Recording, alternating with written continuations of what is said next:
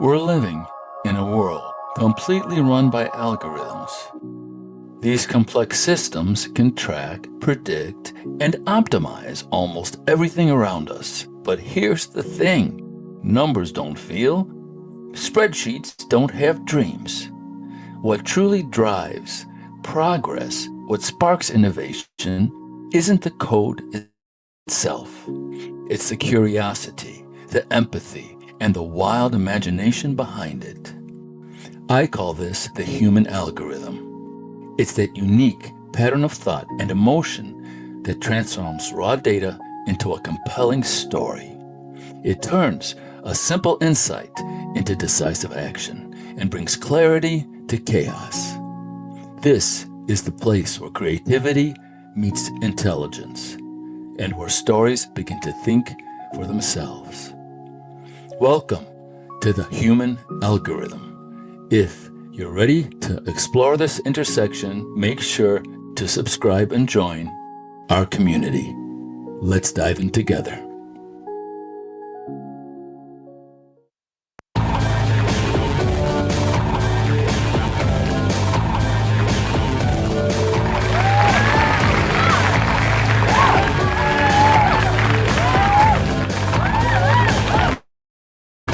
Good morning.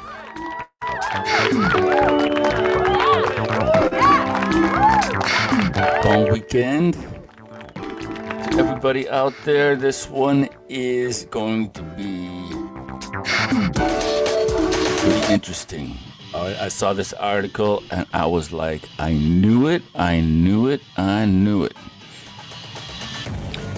So all of us that have been working with AI, notice that it has a bias, right? It has this institutional bias. And then when you talk about these hot button issues, it doesn't speak logically. It doesn't get into a debate. It just hammers this party line home. And we've discovered what the heck is going on. Okay, so let's, without further ado, let me get myself up in here. Hello? All right. So we're gonna go here. So I love this picture. Right? How do you navigate a culture obsessed with innovation as they steady in times of change and great upheaval, especially today, man? You know, they're saying there's a new deal on the table for Ukraine. Trump's like, it's either you take this, man, or you're on your own, dude. So hopefully this war comes to a close, but here's the deal. Some of the most renowned experts from all different fields, from Scott Ritter, who's a former weapons inspector, Colonel Douglas McGregor, Colonel Tony Schaefer, right? These people who can look at the Ukraine thing without being totally political are saying this black hole, this sort of Stalingrad 2.0 that the West put $500 billion into, and there's going to be a cost to reconstruction and so on and so forth, that had the effect of opening up the fractures that were already appearing in NATO. And these people are saying NATO is over, and they're also saying this could be the end of the EU as we know it. I'm sorry, that was the wrong one. I meant the... There we go. Is it true? The end of the EU, the end of NATO. And so that's why I love this image so much. Oops.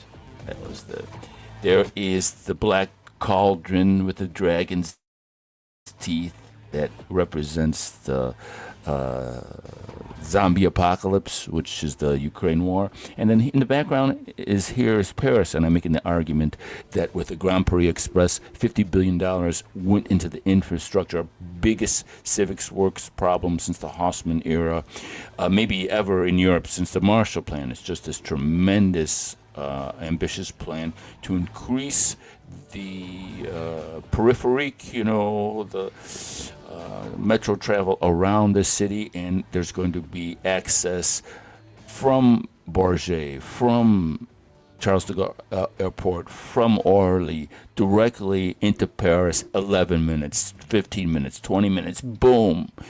So with that access and this new spirit of renovation, Paris is positioning itself, I believe, to become the Wall Street of Europe after all of this horrible sort of, it's almost like World War III happened over there with Ukraine and Europe. And so how do you navigate a culture obsessed with innovation and stay steady in times of great upheaval? Plus, what happens if AI is structurally incentive to lie? Let's see if I put the right button. Let's see. There we go. Oh my God, right? And so I want to bring up this one thing right here real quick. All right, so Deloitte.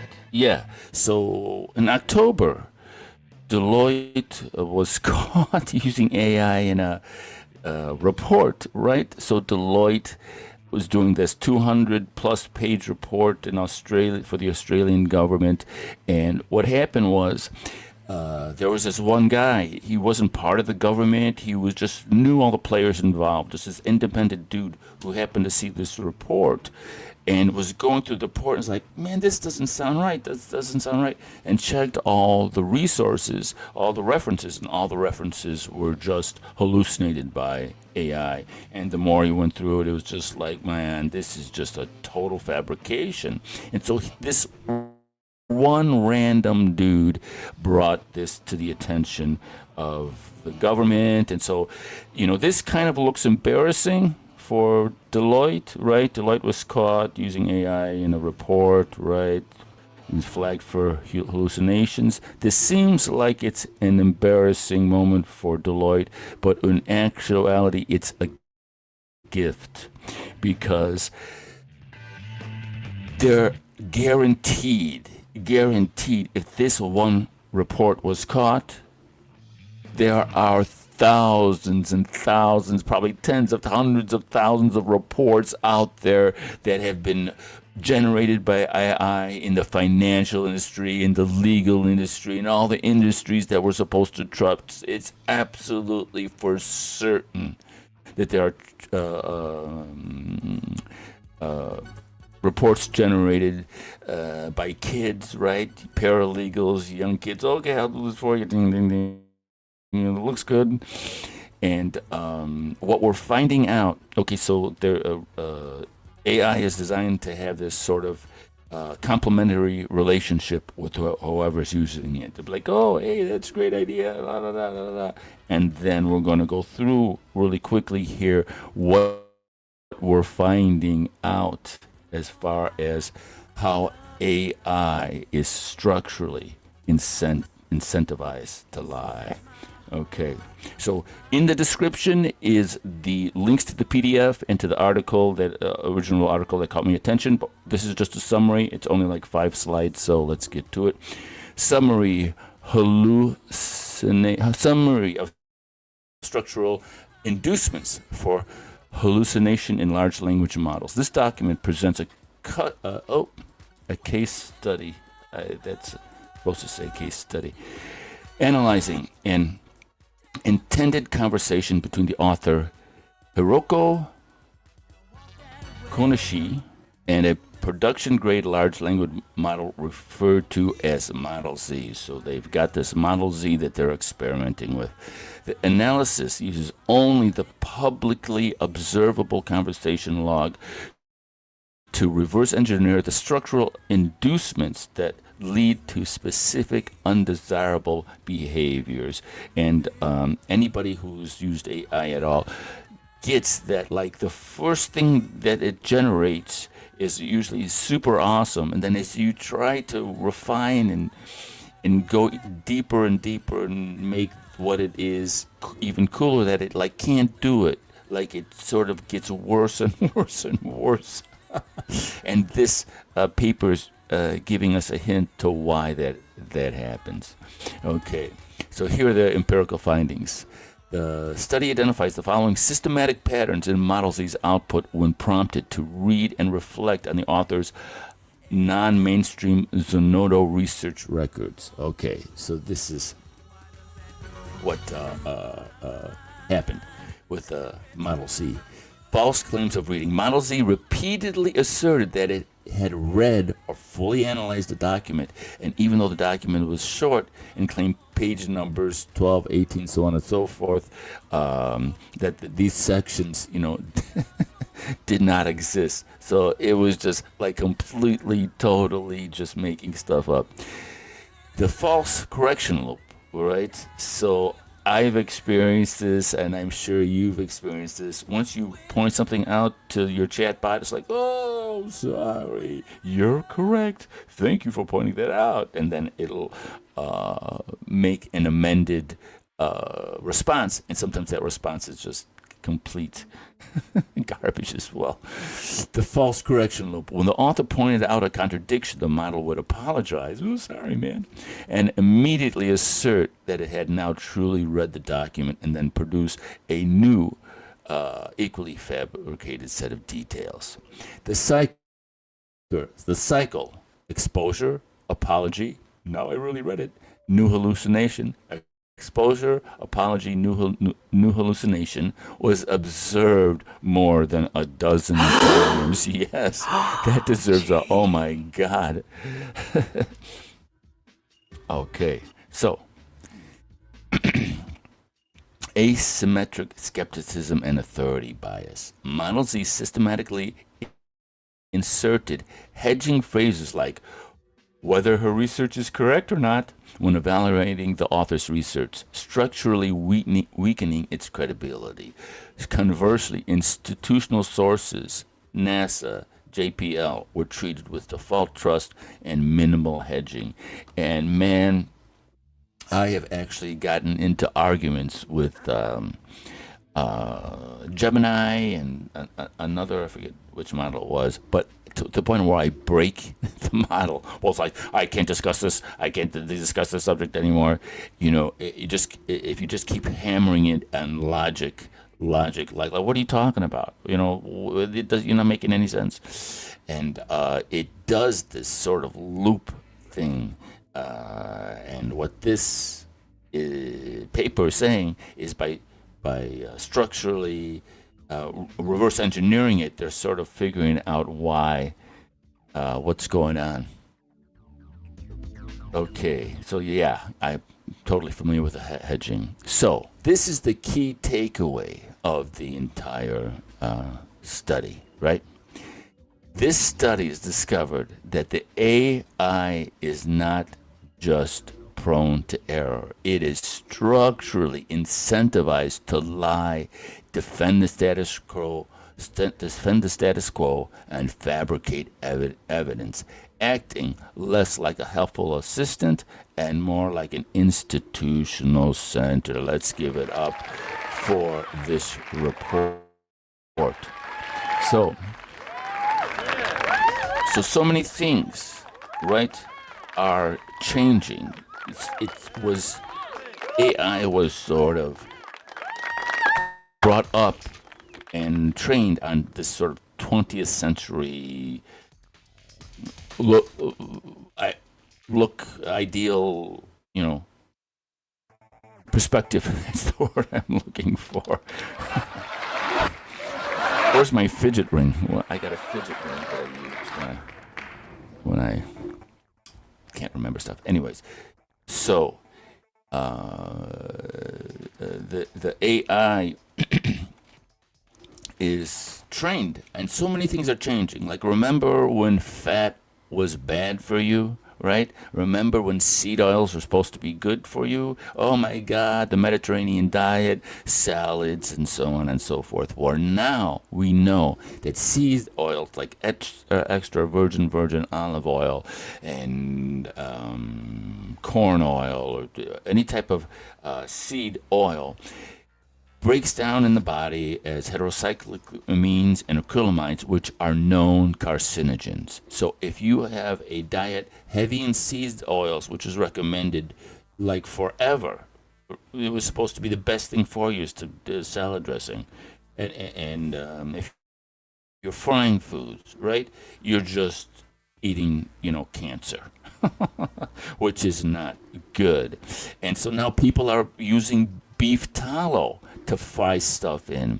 And this is just a tremendous, huge, just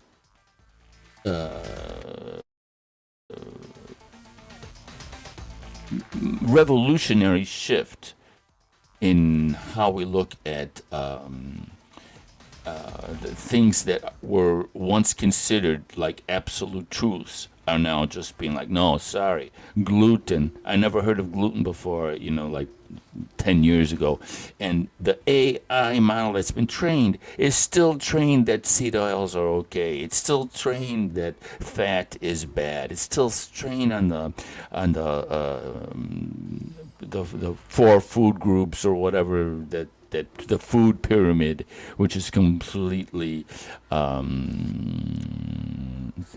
has been completely debunked and overthrown as anything valuable to do with healthy eating. And so that same bias goes through health, through politics, through every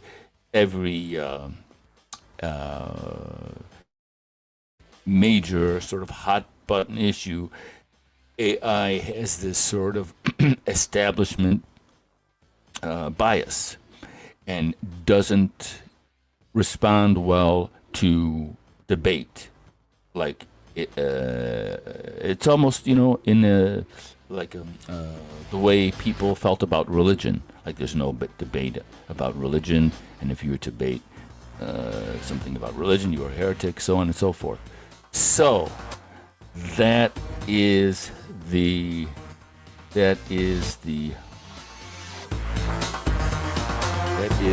message for today. AI is structurally incentivized to lie to you. It's designed that way. It's designed to have a feedback loop to protect its authority, to protect its authority bias. It's not here to debate. Now, you can train AI to see. The promise of AI is not for AI to give you better answers, but to give you better questions that you answer. That is the true promise of AI, and we'll get into that some other time. All right. I thought this was going to be a short one, but I just can't seem to close my mouth once it starts running. All right. Well, thanks for putting up with me. I appreciate it. Check the links. The links to the PDF and to the original article are in the description. And thanks so much for watching. We will catch you next time. Au revoir.